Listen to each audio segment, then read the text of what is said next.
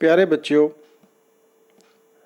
ਅੱਜ ਆਪਾਂ 10ਵੀਂ ਦੀ ਇੰਗਲਿਸ਼ ਮੇਨ ਕੋਰਸ ਦਾ lesson some glimpses of ancient Indian thought and practices ਦਾ ਤੀਸਰਾ ਭਾਗ ਕਰਨ ਜਾ ਰਹੇ ਹਾਂ। ਇਸ ਭਾਗ ਤੋਂ ਬਾਅਦ ਇਹ ਲੈਸਨ ਕੰਪਲੀਟ ਹੋ ਜਾਏਗਾ। ਆਪਾਂ ਪੜ੍ਹ ਚੁੱਕੇ ਹਾਂ ਪਹਿਲਾਂ ਕਿ ਕਿਵੇਂ ਸਾਡੇ ਦੇਸ਼ ਦੀਆਂ ਪਰੰਪਰਾਵਾਂ ਅਤੇ ਪ੍ਰਥਾਵਾਂ ਨੇ ਸਾਡੇ ਦੇਸ਼ ਨੂੰ ਮਹਾਨ ਬਣਾ ਰੱਖਿਆ ਹੋਇਆ ਆ। ਅੱਗੇ ਪੜ੍ਹਦੇ ਹਾਂ। Isn't it unwise to support tacitly or otherwise any talk of such discrimination on such frivolous basis today? ਕੁਛ ਵਰਡ ਔਖੇ ਆਏ ਆ, ਜਿਵੇਂ tacitly ਆ। tacitly ਤੋਂ ਮਤਲਬ ਹੈਗਾ ਅਪਰਤੱਖ ਰੂਪ ਨਾਲ। ਡਿਸਕ੍ਰਿਮੀਨੇਸ਼ਨ ਵਰਡ ਆਇਆ ਆ, ਉਸ ਤੋਂ ਭਾਵ ਆ ਭੇਦਭਾਵ। ਫਰੀਵਲਸ ਵਰਡ ਆਇਆ ਆ, ਇਸ ਤੋਂ ਭਾਵ ਹੈ ਮਹੱਤਵਹੀਨ, ਜਿਸ ਚੀਜ਼ ਦੀ ਇੰਪੋਰਟੈਂਸ ਨਾ ਹੋਵੇ। ਕੀ ਇਹ ਪ੍ਰਤੱਖ ਜਾਂ ਅਪਰਤੱਖ ਰੂਪ ਵਿੱਚ ਮੂਰਖਤਾ ਨਹੀਂ ਹੋਵੇਗੀ ਕਿ ਅਜਿਹੇ ਮਹੱਤਵਹੀਨ ਅਤੇ ਤੁੱਛ ਆਧਾਰਾਂ 'ਤੇ ਅਜਿਹੇ ਭੇਦਭਾਵ ਦੀ ਕਿਸੇ ਚਰਚਾ ਦਾ ਸਮਰਥਨ ਕੀਤਾ ਜਾਵੇ?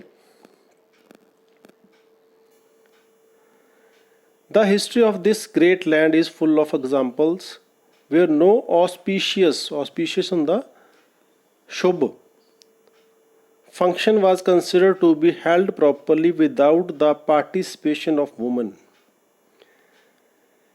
ਇਸ ਮਹਾਨ ਦੇਸ਼ ਦਾ ਇਤਿਹਾਸ ਅਜਿਹੇ ਉਦਾਹਰਨਾਂ ਨਾਲ ਭਰਿਆ ਪਿਆ ਹੈ ਕਿ ਔਰਤਾਂ ਦੁਆਰਾ ਹਿੱਸਾ ਲਏ ਬਿਨਾਂ ਕੋਈ ਵੀ ਸ਼ੁਭ ਕੰਮ ਉਚਿਤ ਢੰਗ ਨਾਲ ਆਯੋਜਿਤ ਨਹੀਂ ਸਮਝਿਆ ਜਾਂਦਾ ਸੀ।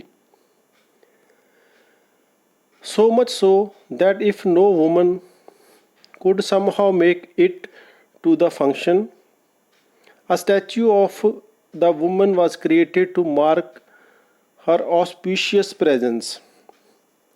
ਕੀ ਕੀਤਾ ਜਾਂਦਾ ਸੀ ਜੇਕਰ ਇਹ ਸੰਭਵ ਨਾ ਹੋਏ ਵੀ ਕੋਈ ਔਰਤ, ਆਪਾਂ ਬੀਤੇ ਸਮੇਂ ਦੀ ਗੱਲ ਕਰ ਰਹੇ ਹਾਂ, ਵੀ ਕੋਈ ਔਰਤ ਉਸ ਫੰਕਸ਼ਨ ਦੇ ਵਿੱਚ ਨਹੀਂ ਆ ਪਾ ਰਹੀ, ਤਾਂ ਉਹਦੀ ਇੱਕ ਮੂਰਤੀ ਬਣਾ ਲਈ ਜਾਂਦੀ ਸੀ ਤਾਂ ਕਿ ਉਹਦੀ ਹਾਜ਼ਰੀ ਜਿਹੜੀ ਆ ਉਸ ਫੰਕਸ਼ਨ ਦੇ ਵਿੱਚ ਦਿਖਾਈ ਜਾ ਸਕੇ। This only proves that a woman in this great land was never looked upon as an object of lust. Lust ਹੁੰਦਾ ਲਾਲਸਾ, ਜਿਹੜੀ ਚੀਜ਼ ਨੂੰ ਅਸੀਂ ਪ੍ਰਾਪਤ ਕਰਨਾ ਚਾਹੁੰਦੇ ਉਹਦੇ ਲਈ ਵਰਡ ਲਸਟ ਯੂਜ਼ ਹੁੰਦਾ।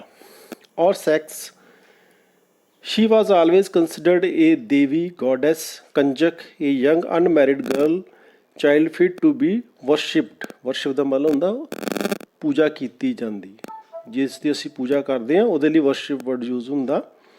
the mother of mankind, the ardhangini, the inseparable but equal wheel of the rath chariot of life. ਇਸ ਤੋਂ ਕੇਵਲ ਇਹੀ ਸਿੱਧ ਹੁੰਦਾ ਹੈ ਕਿ ਇਸ ਮਹਾਨ ਦੇਸ਼ ਵਿੱਚ ਔਰਤ ਨੂੰ ਵਾਸਨਾ ਜਾਂ ਕਾਮ ਇੱਛਾ ਪੂਰੀ ਕਰਨ ਵਾਲੀ ਚੀਜ਼ ਕਦੇ ਨਹੀਂ ਸਮਝਿਆ ਜਾਂਦਾ ਸੀ। ਉਹ ਹਮੇਸ਼ਾ ਇੱਕ ਦੇਵੀ, ਇੱਕ ਕੰਜਕ, ਮਨੁੱਖ ਜਾਤੀ ਦੀ ਮਾਤਾ, ਅਰਧਾਂਗਨੀ, ਜੀਵਨ ਰੱਥ ਦਾ ਮਹੱਤਵਪੂਰਨ ਅਤੇ ਅਲੱਗ ਨਾ ਹੋ ਸਕਣ ਵਾਲਾ ਪਹੀਆ ਮੰਨਿਆ ਜਾਂਦਾ ਰਹੀ ਹੈ। This fitly explain Chhatrapati Shivaji's bowing ਮਤਲਬ ਸਿਰ ਝੁਕਾਉਣ। ਬੋ ਵਰਡ ਹੁੰਦਾ ਸਿਰ ਨੂੰ ਝੁਕਾਉਣਾ, ਜਿਵੇਂ ਆਪਾਂ ਮੰਦਰ ਗੁਰਦੁਆਰੇ ਜਾਂਦੇ ਸਿਰ ਝੁਕਾਉਂਦੇ, ਉਹਦੇ ਲਈ ਵਰਡ ਯੂਜ਼ ਹੁੰਦਾ। Bowing his head before a woman and respectfully restoring her dignity ਹੁੰਦਾ ਮਾਨ ਸਨਮਾਨ। As a mother when some misguided soldier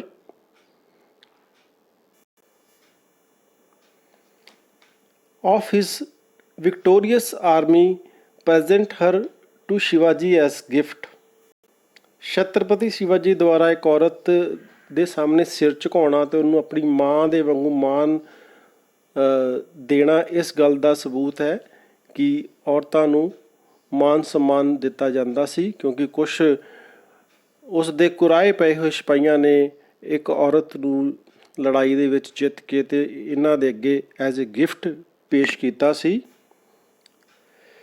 This too explains that the great wars in both the sacred epics, sacred ਹੁੰਦਾ ਪਵਿੱਤਰ, epics ਕਿਹਾ ਜਾਂਦਾ ਹੈ ਮਹਾਨ ਕਿਤਾਬਾਂ ਨੂੰ, ਜਿਵੇਂ ਰਮਾਇਣ, ਸ਼੍ਰੀ ਗੁਰੂ ਗ੍ਰੰਥ ਸਾਹਿਬ, ਬਾਈਬਲ, ਮਹਾਭਾਰਤ ਇੱਕ ਗ੍ਰੰਥ ਆ, ਇਹਨਾਂ ਨੂੰ ਮਹਾਕਾਵ ਕਿਹਾ ਜਾਂਦਾ, ਇਹਦੇ ਲਈ ਵਰਡ ਐਪਿਕਸ ਯੂਜ਼ ਹੁੰਦਾ। The Ramayana and the Mahabharata war fought for defending and upholding the honor of this matri shakti, the powerful motherhood।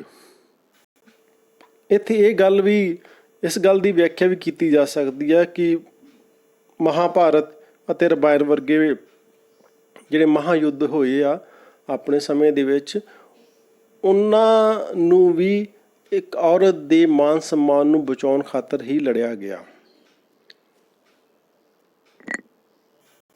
ਇਸ ਤਰ੍ਹਾਂ ਅਸੀਂ ਕਹਿ ਸਕਦੇ ਹਾਂ ਕਿ ਬੀਤੇ ਸਮੇਂ ਤੋਂ ਹੀ ਭਾਰਤ ਵਿੱਚ ਔਰਤ ਦਾ ਮਾਨ ਸਨਮਾਨ ਕਾਇਮ ਰੱਖਿਆ ਜਾ ਰਿਹਾ ਹੈ। Does this not put those to shame who thinks of resorting to female foeticide. Foeticide word ਆਪਾਂ ਪੜ੍ਹਦੇ ਆਏ ਹਾਂ, ਭਰੂਣ ਹੱਤਿਆ ਲਈ ਵਰਡ ਯੂਜ਼ ਹੁੰਦਾ foeticide. And denying the female sex their rightful place in the affairs of the world. ਕਿ ਇਹ ਉਹਨਾਂ ਨੂੰ ਸ਼ਰਮਿੰਦਾ ਨਹੀਂ ਕਰਦਾ ਜਿਹੜੇ ਕੰਨਿਆ ਭਰੂਣ ਹੱਤਿਆ ਦਾ ਸਹਾਰਾ ਲੈਣਾ ਜਾਂ ਵਿਸ਼ਵ ਦੇ ਮਾਮਲਿਆਂ ਵਿੱਚ ਔਰਤਾਂ ਨੂੰ ਉਹਨਾਂ ਦਾ ਨਿਆਂਯੋਗ ਸਥਾਨ ਨਾ ਦੇਣ ਬਾਰੇ ਸੋਚ ਰੱਖਦੇ ਆ। ਇਸ ਤਰ੍ਹਾਂ ਅਸੀਂ ਇਹ ਕਹਿ ਸਕਦੇ ਹਾਂ ਕਿ ਜਿਹੜੀਆਂ ਸਾਡੀਆਂ ਪਰੰਪਰਾਵਾਂ ਅਤੇ ਪ੍ਰਥਾਵਾਂ ਆ ਉਹ ਔਰਤ ਨੂੰ ਮਹਾਨ ਬਣਾਉਂਦੀਆਂ ਹਨ ਅਤੇ ਔਰਤ ਦਾ ਮਾਨ ਸਨਮਾਨ ਕਰਨਾ ਸਾਨੂੰ ਸਿਖਾਉਂਦੀਆਂ ਹੈ। ਇਸ ਤਰ੍ਹਾਂ ਆਪਣਾ ਇਹ ਲੈਸਨ ਸੀਗਾ some glimpses of ancient Indian thought and practices, ਜਿਹੜਾ ਡਾਕਟਰ D.V. ਜਿੰਦਲ ਨੇ ਲਿਖਿਆ ਸੀ, ਉਹ ਖ਼ਤਮ ਹੋ ਗਿਆ ਹੈ। ਬੱਚੇ ਤੁਸੀਂ ਧਿਆਨ ਨਾਲ ਸਾਰਾ ਲੈਸਨ 3 ਭਾਗਾਂ ਦੇ ਵਿੱਚ ਦੇਖਣਾ ਆ ਅਤੇ ਇਹਨੂੰ ਸਮਝਣਾ ਆ। ਧੰਨਵਾਦ।